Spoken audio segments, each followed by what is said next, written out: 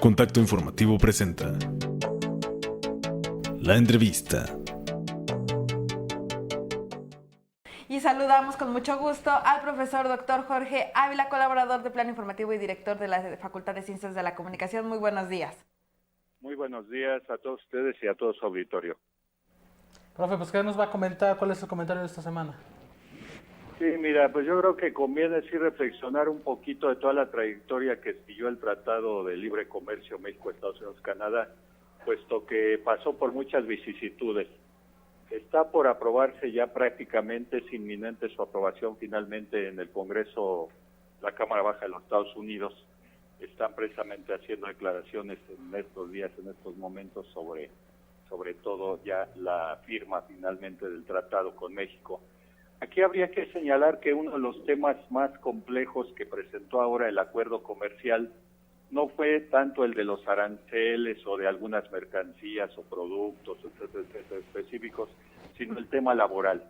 El tema laboral fue un tema que ocupó un lugar central en el tratado de esta ocasión, porque aquí habría que recordar que hace aproximadamente 24 años cuando entra en vigor el primer tratado comercial en el 94, pues el tema laboral no había sido importante, pero con la experiencia de todos estos años, en los Estados Unidos y en Canadá surgió una preocupación muy importante por lo que ellos llamaron una competencia desleal en cuanto al tema de las condiciones laborales en cada uno de los tres países.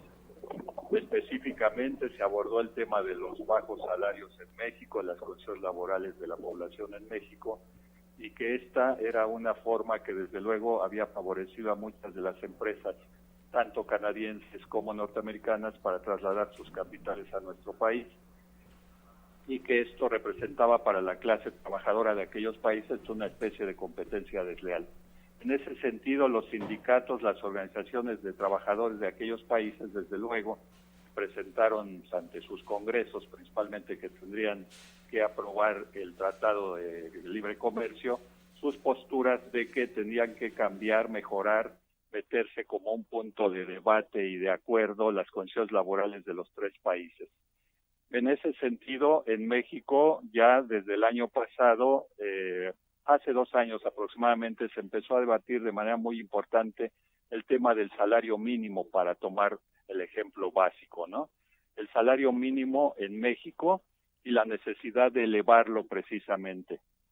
¿Por qué elevarlo? Porque es fundamental también como palanca del desarrollo mismo del país, en la medida en que el mercado interno se trata de favorecer a través de dar un poder adquisitivo mayor a la población de menos ingresos. En ese sentido, creo que el incremento que ha venido teniendo el salario mínimo es sumamente importante. Ahorita justamente estamos en el análisis de lo que pudiera ser el salario mínimo para el 2020. Ahorita ya rebasa los 100 pesos el salario mínimo, es decir, ya se ha posicionado con un ingreso más o menos importante. Hay que recordar que duró muchos años en 50 y tantos pesos, 60 y tantos pesos. De repente se va a poco más de 80, después ya ahora andamos como en 102 pesos. Y la propuesta ahí es donde está un poquito controvertida también en nuestro país. Sin embargo, pensamos que es posible que se llegue a un acuerdo adecuado, porque hay una propuesta de que el salario mínimo se incremente alrededor de un 15%, y otras posturas que plantean elevarlo prácticamente a más del 25%, es decir, que oscile entre 117, 18 pesos o se vaya hasta 128 pesos. Esto es muy importante en la medida en que, como digo, es seguir apuntalando el poder adquisitivo de los que menos ganan en nuestro país y poder mejorar las condiciones también del mercado interno.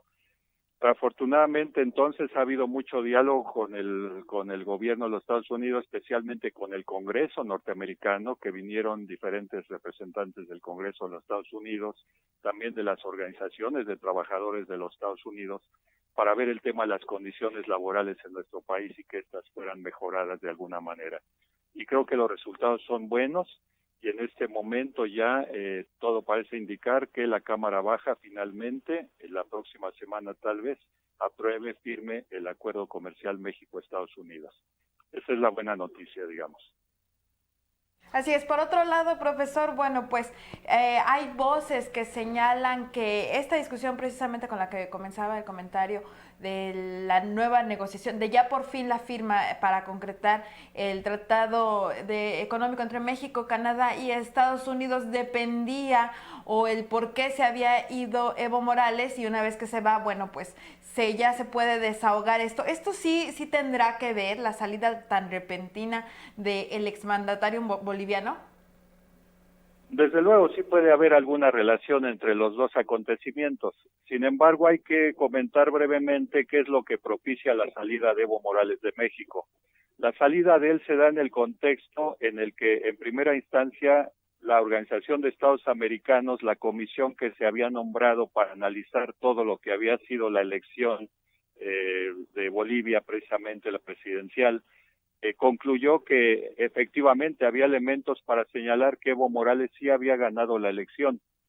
El debate era más bien si lo había ganado con el margen del 10% que marcaba la Constitución para evitar la segunda vuelta, y ahí es donde se quedó un poquito, digamos, este dictamen de la Organización de Estados Americanos. En el momento en el que se reconoce por parte de la OEA de que Evo Morales sí había tenido, digámoslo así, una mayoría sobre su rival, en ese momento como que el MAS, que es el partido de Evo Morales allá, de alguna manera ve condiciones para postular para jefe de campaña de la próxima campaña a la presidencia, que se realizará el próximo año la elección, a Evo Morales precisamente. Es decir, aquí la idea es que Evo Morales recibe la invitación de todo su partido allá en Bolivia, del MAS, para regresar y dirigir la campaña política que lleve a un nuevo presidente del MAS a el gobierno boliviano. Aquí más bien la duda que puede haber es qué va a suceder con esta elección, es decir, si será capaz el gobierno que ha tomado el control del país en este momento, y que no quiero entrar en debate de si es legítimo o no legítimo, ¿verdad?, pero que es el que tendrá que sentar las bases de la elección y del nuevo Estado de Derecho, tendrá la capacidad de desarrollar de manera limpia y transparente estas elecciones, de tal manera que no quede ninguna duda de lo que pueda suceder en ese proceso electoral, donde nuevamente el MAS entonces participará y donde también Evo Morales participaría como el jefe de campaña del candidato que se postule por ese partido. Creo yo que esto fue lo que provocó también la salida de Evo Morales, porque él ve una coyuntura para poder regresar a su país y dirigir el proceso electoral de su partido y eventualmente poder llegar al poder nuevamente el partido que él encabezaba hasta hace poco. Pues ahí está la información y esta pues análisis también de lo que es el tratado y pues con la salida de este exmandatario boliviano. Profe Jorge Ávila, le agradecemos mucho la atención y estamos en contacto. Sí, al contrario, muy buen día a todos. Gracias.